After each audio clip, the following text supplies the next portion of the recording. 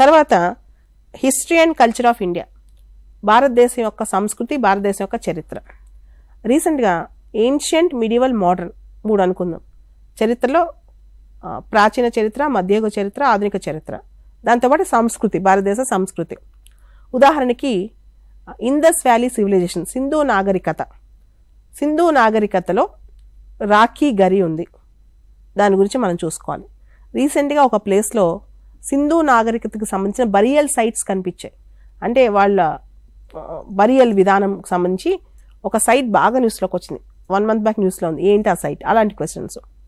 తర్వాత Buddhism, Jainism, బౌద్ధ మతం బాగా ట్రెండ్ అవుతుంది. బుద్ధిజం, బుద్ధ పూర్ణిమ ఎందుకు జరుపుకుంటారు? ఆ రోజు బుద్ధుడు పుట్టినరోజా? బుద్ధుడికి ఎన్లైటన్మెంట్ వచ్చిన రోజా? బుద్ధుడు మహాపరినిర్వాణం పొందిన రోజా? 3 ఆ రోజే జరిగాయి. బుద్ధ పూర్ణిమ ఎప్పుడు వస్తుంది? సో బుద్ధుడి యొక్క చుట్టూ ఉన్న అంశాల మీద, బుద్ధిస్ట్ కౌన్సిల్స్ మీద, జనరల్గా బుద్ధిజం, జైనిజం మీద ఖచ్చితంగా క్వశ్చన్స్ జరుగుతాయి అన్నమాట. తర్వాత వేదిక్ ఏజ్కి సంబంధించి చూస్తే కనుక టర్మినాలజీ మీద క్వశ్చన్స్ వస్తాయి. వాళ్ళ యొక్క టర్మినాలజీస్, పెళ్ళిళ్ళ విధానాలు, టైప్స్ ఆఫ్ మ్యారేజెస్, ఇలాంటి. తర్వాత 6 ఫిలాసఫీస్, రకరకాల ఫిలాసఫీస్,